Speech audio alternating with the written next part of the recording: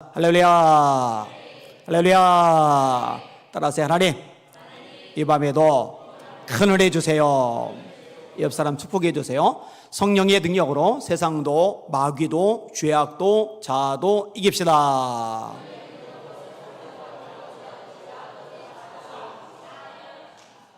혼자 있지 말고 인사하셔요. 가만히 있는 사람은 예수 비전께 공식 왕따 인증하는 것밖에 안 되니까 서로 인사하세요. 자기가 죄인인지를 알아야 예수님이 필요해집니다. 예수님이 말씀하시죠. 건강한 자에게는 의원이 쓸데없고 병든 자에게라야 쓸데있나니 나는 의인을 부르러 온 것이 아니라 죄인을 부르러 왔노라. 병든 사람이 병원 가지 건강한 사람이 병원 왜 가겠어요? 죄인이 예수님을 필요로 하지 의인인 사람, 좀 더 흠도 없는 사람이 예수님이 뭐 필요 있겠어요? 문제는 자기가 죄인이라는 사실을 알기가 어려워요. 왜냐하면 다 어둠 가운데 있으니까. 어두우면 더러워도 안 보여요. 어두우면 얼굴에 뭐가 묻어도 안 보여요. 근데 빛이 비치면 더러운 게 눈에 들어온단 말이에요. 얼굴에 묻은 게 드러난단 말이에요. 마찬가지로 영적으로 어둡게 되면 안 보이는데 하나님의 밝은 빛이 비춰지면 그제서야 죄가 보이는 거예요. 제가 자주 얘기하잖아요. 이사야 6장. 성전에 들어가던 이사야의 영안이 열려요. 하나님의 보좌가 보여요. 천사들이 나타나요. 그들이 찬양을 해요. 거룩하다, 거룩하다, 거룩하다, 만군의 여호와여. 그 영광이 온 땅에 충만하도다. 하나님의 영광이 빛을 본 거예요. 이 빛 앞에서 자기를 보니까 죄가 보여요. 어두울 때는 안 보이는데 빛 가운데 드러나니까 보이는 거예요. 화로다. 나여 망하게 되어도다. 나는 입술이 부정한 사람이요 입술이 부정한 백성 중에 거하면서 만군의 여호와이신 왕을 배웠음이로다. 천사가 날아옵니다. 제단 숯불을 화젓가락으로 집어요. 이사야 입술에 댑니다. 이 숯불이 네 입에 닿았으니 네 악이 제하여졌고 네 죄가 사하여졌느니라. 그러면은 이사야는 죄가 많고 나머지 백성들은 죄가 없느냐? 아니요, 나머지 백성들이 죄가 더 많아요. 근데 왜 이사야는 회개를 하고 나머지 백성들은 회개를 안 하느냐?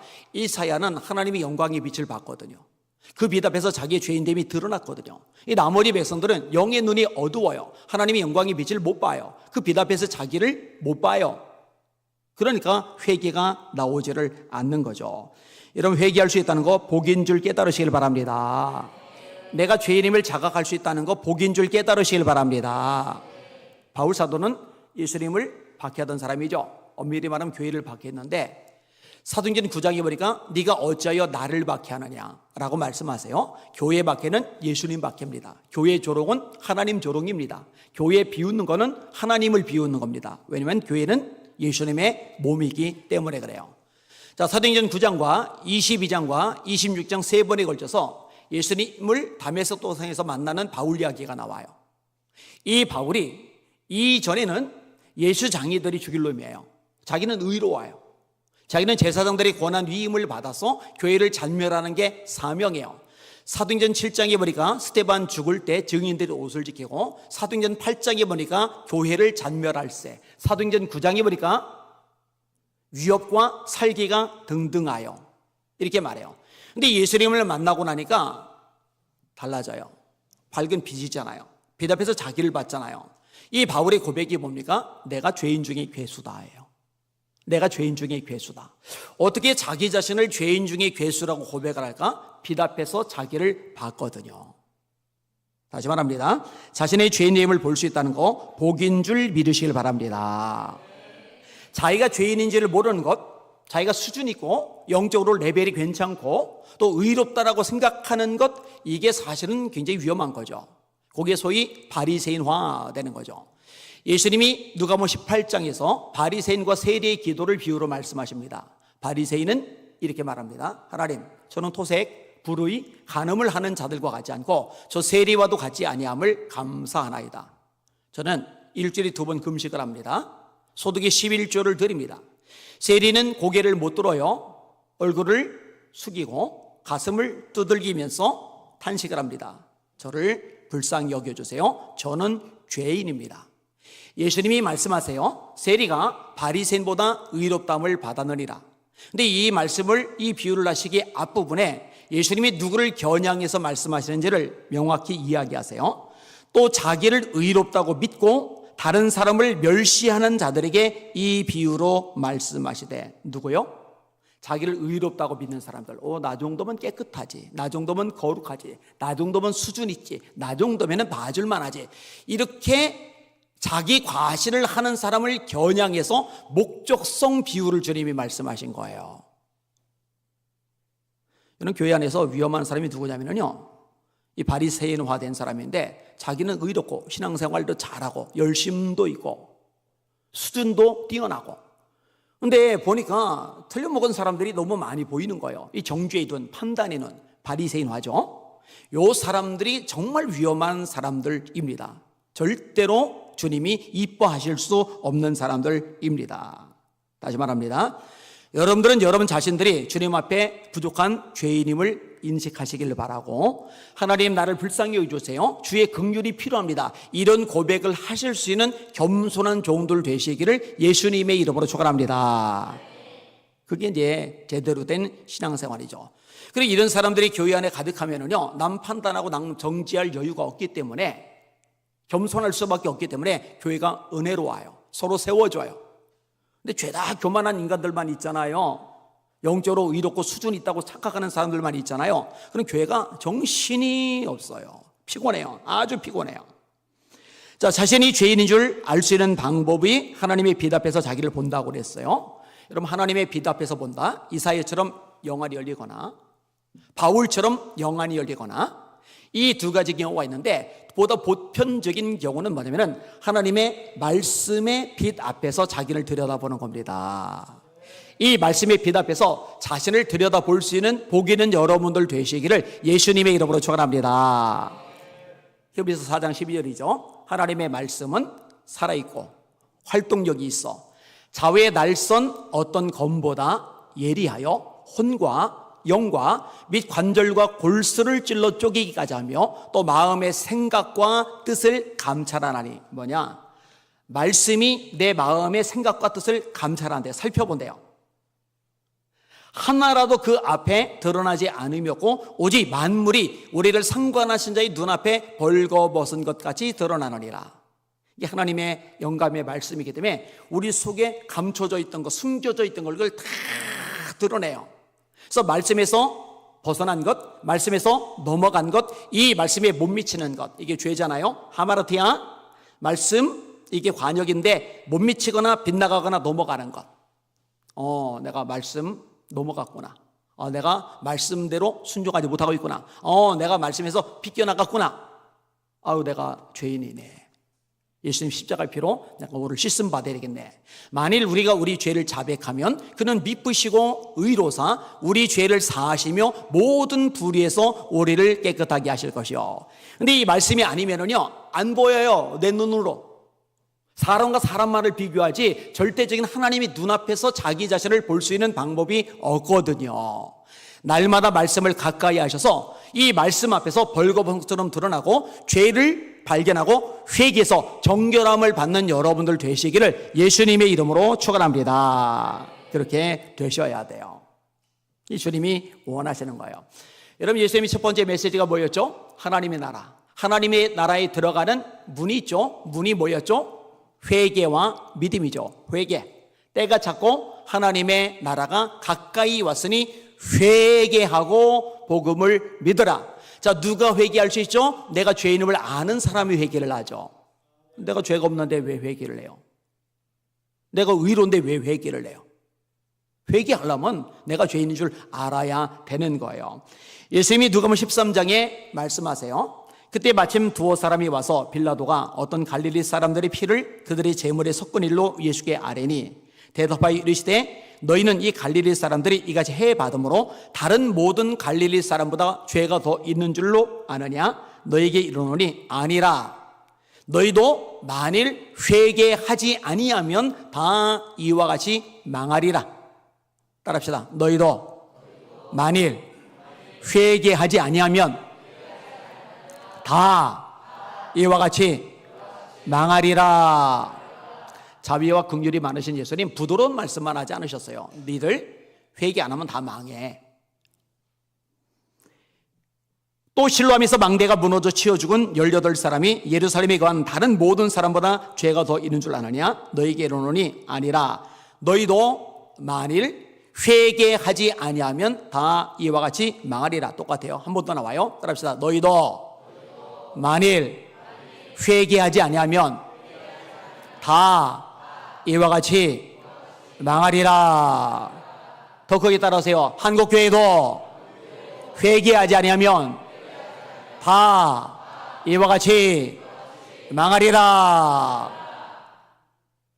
여러분, 회개해야 됩니다. 죄를 알아야 됩니다. 예수님의 피로 씻음 받아야 됩니다. 이거 놓치면 안 돼요.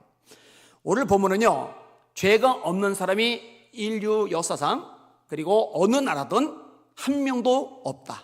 이거를 아주 단정적으로 말씀해 주는 내용입니다. 1절에서 8절까지 읽었는데 사실 18절까지가 한 세트로 묶여져 있어요. 말씀을 읽으면서 생각을 해볼 겁니다. 오늘 본문의 질문으로 시작하는데, 유대인들이 나으냐? 왜냐하면 이방인들 얘기를 1장 했거든요. 그 다음에 2장에 유대인들 얘기를 했거든요. 그리고 다시 종합적으로 정리를 해가는 상황입니다. 유대인들이 나으냐? 유대인들의 나음이 무엇이냐? 자, 1절 같이 읽을게요. 시작. 그런즉 유대인의 나음이 무엇이며 할례의 유익이 무엇이냐? 자, 이방인들이 죄를 언급하는 내용이 앞으로 가세요. 1장 28절에서 31절을 읽을게요. 1장 28절에서 31절 시작. 또한 그들이 마음에 하나님 두기를 싫어하며 하나님께서 그들을 그 상실한 마음대로 내어버려두사 합당하지 못한 일을 하게 하셨으니 곧 모든 불의, 추악, 탐욕, 악의가 가득한 자요, 시기, 살인, 분쟁, 사기, 악독이 가득한 자요, 수근수근하는 자요, 비방하는 자요, 하나님께서 미워하시는 자요, 능욕하는 자요, 교만한 자요, 자랑하는 자요, 악을 도모하는 자요, 부모를 거역하는 자요, 우매한 자요, 배악하는 자요, 무정한 자요, 무자비한 자라. 아멘.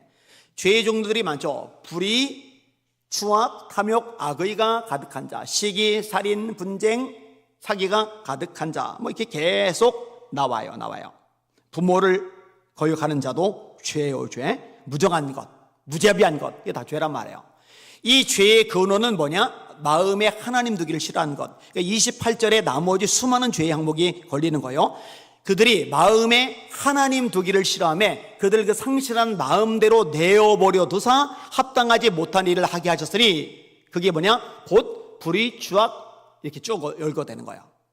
이게 마음에 하나님이 계셔야 돼요. 하나님이 내 인생의 주님이셔야 돼요. 근데 하나님 두기를 싫어해요. 내가 내 인생의 주인 되기를 원해요. 세상이 내 인생의 주인이에요. 마귀가 내 인생의 주인이에요. 죄악이 내 인생의 주인이에요. 온갖 잡동사니가 내 인생의 주인이에요. 하나님의 자리에 하나님이 아닌 것들이 들어가 있어요. 여기서 모든 자범죄들이 줄줄이 사탕처럼 나오는 거예요. 이게 이방인들의 죄예요. 그 다음에 유대인들 역시 죄인임을 언급을 해요. 그리고 유대인들은 하나님께 선택받은 백성들인데, 아니 이방인들도 죄인이고 유대인들도 죄인이면은 선택받은 유대인들, 할례를 받은 유대인들, 율법을 받은 유대인들, 그럼 나은 게 뭐냐? 아니 똑같이 죄인이면 나은 게 대체 뭔데요? 이렇게 질문하잖아요. 그 질문이 나오는 거예요. 그에 대한 대답이 있어요. 그게 2절인데요. 낫다는 거예요. 나은 게 분명히 있다는 거예요. 유대인들이. 2절 시작. 범사에 많으니, 오늘 본문 다시 들어가시네요. 시작. 범사에 많으니 우선은 그들이 하나님의 말씀을 맡았음이니라. 많은데 가장 핵심이 뭐냐? 하나님의 말씀을 맡았다. 여러분, 구약 성경을 누가 가지고 있었어요? 이방인들? 아니죠. 유대인들이 가지고 있었잖아요. 하나님의 말씀을 맡았다. 이게 유대인들의 유익이다. 그 얘기를 하는 거예요. 근데 문제는 뭐냐면은 이 유대인들이 말씀을 맡았는데 그럼에도 불구하고 안 믿어요. 아니 말씀을 맡았으면, 구약 성경을 가지고 있었으면 이 구약 성경이 말씀하고 있는 핵심이 뭐예요? 예수님. 요한복음 5장 39절, 너희가 성경에서 영생을 얻는 줄 생각하고 이 성경을 상고하거니와 이 성경이 곧 내게 대하여 증언하는 것이로다. 여러분, 구약의 증언은 예수 그리스도에게 맞춰져 있거든요. 그런데 이 구약을, 성경을 맡고 있는데 예수님을 안 믿어요. 그러면은 하나님의 신실하심이 폐해지는 것 아니냐? 기껏 성경을 줬는데 안 믿으면은 하나님의 신실하심은 어디로 날아간 거냐? 그렇게 질문을 던지는 거예요. 신실함에 문제가 생기는 거 아니냐? 이게 문제를 던지는 거예요. 그래서 오늘 본문은요, 그냥 읽으면 정확하게 이야기가 어려운 측면이 있어요. 3절 한번 보세요. 시작.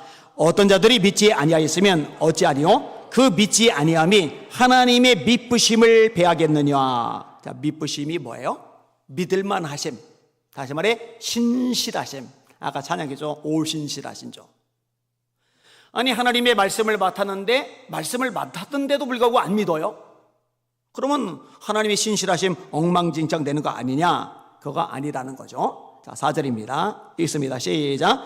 그를 써느리라. 사람은 다 거짓되되 오직 하나님은 참되시다 할지어다. 기록된 바 주께서 주의 말씀에 의롭다함을 얻으시고 판단받으실 때에 이기려 하심이라 함과 같으니라. 아멘. 비록 유대인들은 하나님의 말씀을 맡았음에도 불구하고 신실하지 못해요. 말씀대로 살지 않아요. 이 말씀대로 오신 예수님을 믿지 않아요. 근데 그럼에도 불구하고 하나님께서 약속하신 것을 하나도 빠짐없이 완벽하게 이루세요. 그 이루심의 핵심에 예수 그리스도를 이 땅에 보내신 사건이 있거든요. 하나님의 미쁘심, 신실하심이 폐지되는 거 아니야? 사람이 거짓됨이 드러날 뿐 하나님의 신실하심은 더 명확해지는 거야. 이렇게 대답을 해주고 있는 거예요. 여기까지 이해가 되신 분들만 아멘. 이해가 안 되신 분들 아멘 하세요. 아니, 괜히 자존심 내세우지 마시고 솔직히 나는 뭔 말인지 모르겠다. 이해가 안 되신 분들 아멘 해보세요. 다 이해가 되신 거예요? 여기까지? 좋아요. 그럼 감사합니다.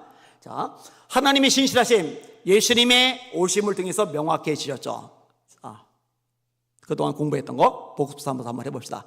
예수님께서 예루살렘 입성하실 때 나귀 새끼를 타고 입성하셨죠. 이거 어디에 예언되어 있죠? 스가랴 9장 9절. 예수님이 고난을 당하시는데 우리 죄를 위해서죠. 이 죄를 위해서 고난 당하시는 거 어디에 예언되어 있죠? 이사야 53장 5절에서 6절. 예수님이 다윗의 혈통에서 태어나실 것이 어디서 예언되어 있죠? 이사야 11장 1절. 예수님이 한 아기로 이 땅에 태어나실 것이 어디로 예언되어 있죠? 이사야 9장 6절. 예수님이 유대 땅 베들레헴에서 탄생하실 것을 예언하고 있는 게 어디죠? 미가서 5장 2절. 예수님이 하나님 보좌 우편에 앉으실 것, 이게 어디에 예언되어 있죠? 시편 110편 1절. 예수님이 죽음에서 벗어나셔서 부활하실 것, 썩지 않고 살아나실 것이 어디 예언되어 있죠? 시편 16편. 예수님이 동정녀 마리아의 몸에서 태어날 것 어디에 예언되어 있죠? 이사야 7장 14절. 예수님이 여자의 후손으로 태어나실 것 어디에서 예언되어 있죠? 창세기 3장 15절. 뭐 이런 식으로 이제 줄줄이 다 이루셨죠. 그래서 테텔레스타이, 우리 죄값을 청산하신 것, 구약에 기록된 모든 예언의 말씀을 하나도 빠짐없이 완벽하게 성취하신 것. 자, 그럼 유대인들은 안 믿어도 말씀을 주신 하나님은 신실하신 거 맞죠? 미쁘신 거 맞죠? 다시 한번 이해가 되신 분들 아멘. 좋아요. 여기까지 하셨으면 됐어요. 그 다음에 세 번째 질문이 또 나와요.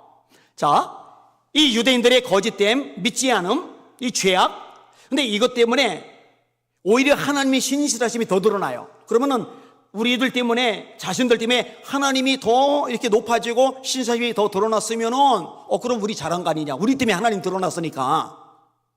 그 질문이에요. 5절 읽겠습니다. 시작. 그러나 우리 불의가 하나님의 의를 드러나게 하면 무슨 말 하리요? 내가 사람의 말대로 말하노니 진노를 내리시는 하나님이 불의하시냐? 아니, 우리 때문에 하나님이 더 드러나고 하나님의 의가 더 선포되었으면 우리 잘한 거잖아. 근데 왜 하나님이 심판하셔? 이런 질문 하는 거예요. 여러분, 예전에 어떤 사람이 질문했던 게 생각나는데, 가룟 유다가 잘한 거 아니냐? 가룟 유다가 예수님을 팔아먹었으니까 예수님이 십자가를 지셨고, 십자가를 지셨으니까 우리 구원의 문제가 해결이 되었고, 부활하심으로 하나님의 아들로 선포되셨다. 누군가는 예수님을 팔아야 되는데 가룟 유다가 그 사명 감당 잘한 거 아니냐? 또 이런 얘기 들으면 헷갈리는 분들을 정신 바짝 차리셔요.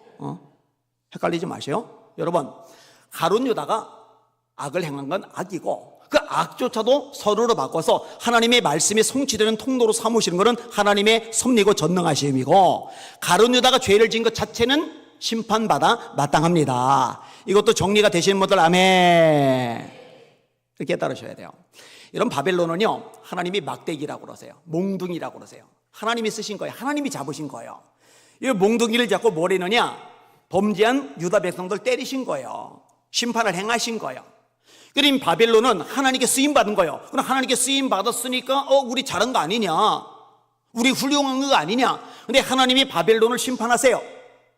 이 바벨론의 악을 통해서 심판하셔서 하나님의 뜻이 성취가 되지만 이 바벨론의 악 자체가 하나님 앞에 용납되는 것은 아니라는 거죠. 여러분, 하나님 불의도 쓰세요, 악인도 쓰세요. 그런데 그 악인에 대해서, 불의에 대해서는 또다시 심판하신다는 거 잊지 마시기를 주님의 이름으로 축원합니다. 따라서 우리들은 악인으로 쓰임받아서 하나님의 영광을 드러내게 하는 그런 존재가 되지 말고 선하게 아름답게 쓰임받아서 하나님의 영광을 드러내는 존재로 쓰임받으실 수 있기를 예수님의 이름으로 축원합니다. 이런 질문과 질문에 대한 답인 거예요. 자, 6절 읽을게요. 시작. 결코 그렇지 아니하리라. 만일 그리하시면 하나님께서 어찌 세상을 심판하시리요. 아멘. 자, 7절 8절도 마저 읽어볼게요. 시작. 그러나 나의 거짓말로 하나님의 참되심이 더 풍성하여 그의 영광이 되었다면 어찌 내가 죄인처럼 심판을 받으려. 아까 다 설명했잖아요. 우리 거짓말 때문에 하나님이 더 드러났으면은 내가 왜 죄인인데, 내가 왜 심판받는데, 하나님 영광을 드러냈잖아. 8절 시작. 또는 그러면 선을 이루기 위하여 악을 행하자 하지 않겠느냐. 어떤 이들이 이렇게 비방하여 우리가 이런 말을 한다고 하니 그들은 정죄받는 것이 마땅하니라. 한마디로 말해서 헛소리다. 더 설명 안 할게요. 넘어가겠습니다. 그러면서 다시 한번 결론을 내리는 겁니다. 유대인이건 이방인이건 100% 한 명도 예외 없이 다 죄인이다. 그 얘기를 하는 거예요. 9절 있습니다. 시작. 그러면 어떠하냐? 우리는 나으냐? 결코 아니라. 유대인이나 헬라인이나 다 죄 아래 있다고 우리가 이미 선언하였느니라. 아멘. 따라합시다. 유대인이건 헬라인이건 모두 다 죄 아래 있다. 더 힘차게 따라하세요. 세상 사람 중에 죄인이 아닌 사람은 한 명도 없다. 더 힘차게. 그렇기 때문에 모든 사람에게 예수님이 필요하다. 믿으시면 아멘. 아멘. 예, 모든 사람에게 예수님이 필요해요. 로마서 3장 23절. 모든 사람이 죄를 범하였음에 하나님의 영광에 이르지 못하더니 그리스도 예수 안에 있는 구속으로 말미암아 하나님의 은혜로 값없이 의롭다 하심을 얻은 자 되었느니라.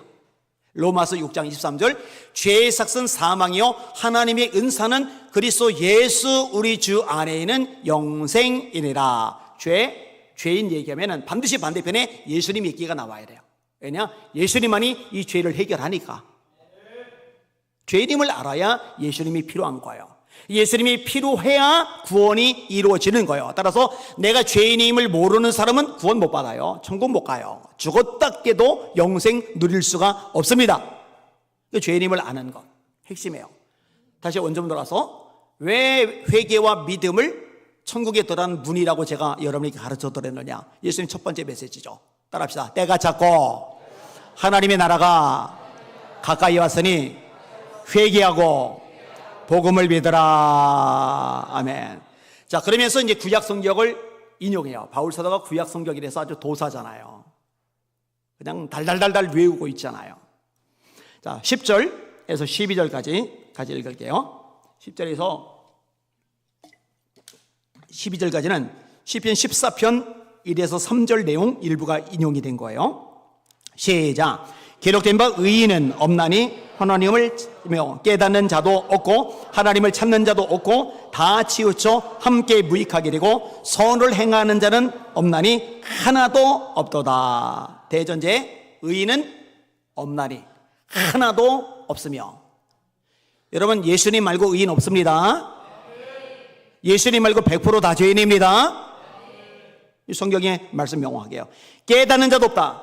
내가 의인이 아니야, 내가 죄인이야, 이것조차도 제대로 못 깨달아요. 하나님의 빛 앞에서 자신을 보기 전까지는, 말씀의 빛 앞에서 자신을 보기 전까지는 스스로 죄인임을 깨닫고 예수님 붙잡고 구원받는 사람 없어요. 하나님이 보게 하시니까 죄인인 줄 깨닫고 예수님 비대리인 줄 깨닫고 구원받는 게 가능한 거죠. 이런 구원은요, 사람에게서 나온 게 아니라 하나님에게서 나오는 겁니다. 하나님을 찾는 자도 없대요. 다 치우참게 무익하게 되었대요. 이게 성경의 말씀이에요. 선을 행하는 자는 없나니 하나도 없도다. 이게 전제예요. 이게 전제예요.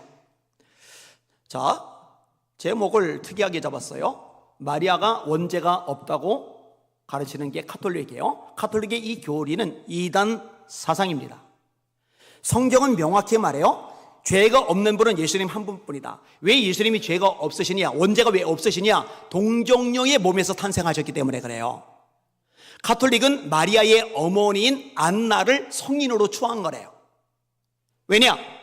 마리아가 원죄가 없이 태어났다. 이 마리아 통해 중보기도 할 수 있다. 이 마리아 통해 공덕이 우리에게 전가될 수 있다. 이 마리아는 하나님의 어머니다. 이 마리아에게 예비할 수 있다. 이 거룩하신 하나님의 어머니를 낳은 안나는 그러므로 성인이다. 이런 논리예요. 이런 논리. 이거 우상입니다. 이거 배교예요. 카톨릭 입장 제가 직접 읽어드릴게요. 원죄 없이 잉태하신 동정 마리아 대축일. 이게 카톨릭의 공식 축이래요. 원죄 없이 잉태하신 동정 마리아 대축일. 자, 잘 들어보세요. 원죄 없이 잉태되신 분은 예수님이시죠? 예수님 말고 원죄 없이 잉태되신 분, 성령으로 잉태되신 분 있어요, 없어요? 없어요. 예수님 한 분뿐입니다. 절대 유일해요. 이거 놓치면 안 돼요.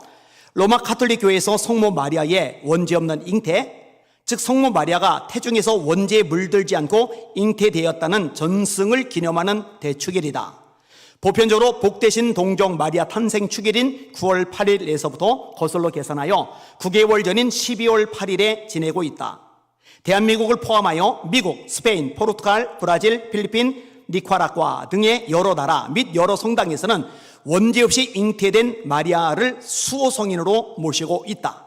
많은 카톨릭 국가에서는 이날 종종 미사와 더불어 퍼레이드, 불꽃놀이, 성모상 행렬, 민속 음식, 문화축제 등 성모 마리아를 기리는 행사를 개최하곤 한다. 이게 백과사전에 기록된 공식적인 자료 내용입니다. 원죄 없이 잉태되신 동정 마리아 대축일의 기원은 5세기경 동방교회에 속한 시리아에서 처음으로 지낸 지극히 거룩하시고 하느님의 고결하신 어머니의 잉태 축일이다. 본래 이 축일의 이름은 하느님의 성녀 안나는 마리아의 엄마예요. 안나의 동정 마리아 잉태 축일로서 성녀 안나에게 또 초점이 맞춰져 있었다.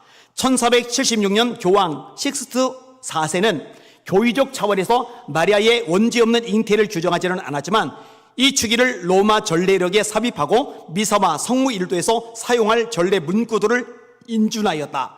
그 뒤에 교황 인노첸시오 12세는 이 축일에 8일 축제를 덧붙였다. 1708년 12월 6일 교황 클레멘트 11세는 교황 교소 호미니시 노비스 디비니투스 라틴어예요.를 반포하면서 이 축일을 대축일로 등급을 격상시키는 동시에 의무축일로 지정하여 주일이 아니더라도 반드시 미사에 참여하고 파공을 지키도록 하였다. 교황 비오 9세는 마리아의 원죄 없는 잉태를 카톨릭 교회의 믿을 교리로 공식 선포하였다. 교황 비오 9세 때 이게 카톨릭의 공식 교류가 되었어요. 마리아는 원죄가 없이 탄생하셨다. 이게 카톨릭 공식 교리입니다. 그러면은 감히 이 시건방진 교리를 선포한 배경이 뭐냐? 그 뿌리가 뭐냐? 그 시건방진 교리를 선포한 뿌리 역시 시건방진입니다. 교황 무류성 또는 교황 무오솔이 근거예요. 교황이 교황의 자리에서 교소를 내리는 것은 오류가 없다. 여러분, 세상에서 오류가 없는 책은, 문서는, 말씀은 딱 하나, 성경뿐입니다. 이거 진짜로 인정하시는 분들만 아멘. 혹시 교황이 교황의 자리에서 한 말 오류가 없다 인정하시는 분들 아멘. 요즘 실수를 유발시키려고 애를 쓰는데도 속는 사람이 하나도 없어요. 뭔 헛소리입니까? 교황도 죄인입니다. 그죠? 아니, 죄인 주제에 무슨 교황 무류성, 교황 무오솔 따위가 나옵니까? 여러분, 무오하고 무료한 분은 예수 그리스도 한 분뿐이십니다. 근데 이단이 아니에요? 정신들을 못 차리고 있는 거예요. 1854년 12월 8일 교황 비오 9세는 교황 무류성에 따라 회칙, 형언할 수 없는 하느님에 의해 성모 마리아의 원죄 없는 잉태를 다음과 같이 가톨릭 교회의 믿을 교리로 선포하였다. 복되신 동정 마리아는 자기의 잉태 첫 순간에 전능하신 하나님의 특별 은총과 특권으로 말미암아 인류의 구세주 예수 그리스도의 예견된 공로에 비추어 원죄의 아무 흔적도 받지 않도록 보호되셨다. 이단입니다. 다시 말합니다. 이단입니다. 따라합시다. 의인은 없나니 하나도 없으며, 따라하세요. 다 치우쳐 한 가지로 무익하게 되었다. 힘차게 선을 행하는 자는 하나도 없다. 다 죄인이에요. 다 죄인. 마리아도 죄인이에요. 교황도 죄인이에요. 무슨 교황 무료성 따위 헛소리를 해요. 무슨 마리아가 원죄 없이 잉태되었다고 헛소리를 해요. 그 마리아를 낳았다는 이유로 무슨 안나가 성인 취급을 받아요. 이거 우상숭배입니다. 잘못된 거예요. 속으면 안 돼요. 자, 뒷구절 마저 간략하게 설명을 할게요. 뒷구절도 다양한 구약 성경들이 복합적으로 섞여져 있어요. 자, 13절에서 18절까지 있습니다. 시작. 그들의 목구멍은 열린 무덤이요 그 혀로는 속임을 일삼으며 그 입술에는 독사의 독이 있고 그 입에는 저주와 악독이 가득하고 그 발은 피 흘리는데 빠른지라 파멸과 고생이 그 길에 있어 평강의 길을 알지 못하였고 그들의 눈앞에 하나님을 두려움이 없느니라 한과 같으리라. 자, 그들의 목구멍은 열린 무덤이요 그 혀로는 속임을 일삼는다. 시편 5편 9절입니다. 나중에 유튜브로 다시 반복해서 들으면서 정리하셔도 돼요. 그 입술에는 독사의 독이 있다. 시편 140편 3절입니다. 그 입에는 저주와 악독이 가득하고 시편 10편 7절입니다. 그 발은 피 흘리는 데 빠른지라. 이사야 59장 7절에서 8절의 의미적인 인용입니다. 그 죄의 결과 파멸과 고생이 그 길에 있어 평강의 길을 알지 못하였다. 이게 최종적인 결론입니다. 파멸, 고생만 있다. 그 안에 평강이 없다. 왜? 죄를 해결받지 못하니까. 그러면은 파멸, 멸망에 빠지지 않는 비결은 뭐냐? 고생하지 않는 비결은 뭐냐? 평강을 다시 받아들일 수 있는 비결은 뭐냐? 내가 죄인됨을 알고 예수님이 필요한 걸 깨닫고 그 예수님을 영접하고 구원받을 때 파멸이 아니라 하나님의 백성으로 천국에 가게 될 것이고 불안, 두려움이 아니라 하나님의 평강을 비로소 누리게 되는 줄 믿습니다. 그래서요, 예수님이 오셔서 우리에게 생명을 주시잖아요. 인자가 온 것은 양으로 생명을 얻게 하고, 근데 생명만 주신다고 하지 아니하시고 평안을 끼친다고, 평안을 준다고 말씀하시는 거예요. 세상에 알 수 없는 평안, 세상이 줄 수 없는 평안. 그래서 부활한 다음에 제자들에게 나타나셔서 첫 번째 메시지 너에게 평강이 있을저다, 두 번째 메시지 너에게 평강이 있을저다, 그리고 세 번째 메시지가 24시며 이르시되 성령을 받으라. 너희가 네 죄든지 사하면 사해질 것이요 그대로 되면 그대로 있으리라. 그만큼 평강 주기를 원하셨고, 그래서 바울 사도도 모든 서신, 100% 모든 서신에서 너에게 평강이 있을지어다를 선언하고 있는 거예요. 이 평강이 여러분의 심령에 충만하시기를 예수님의 이름으로 축원합니다.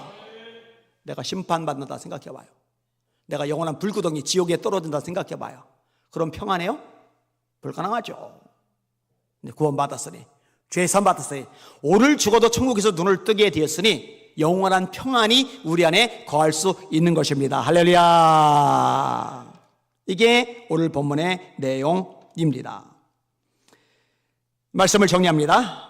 한 번 더 따라합시다. 의인은 세상에 한 명도 없다. 더 따라하세요. 교황도 죄인이다.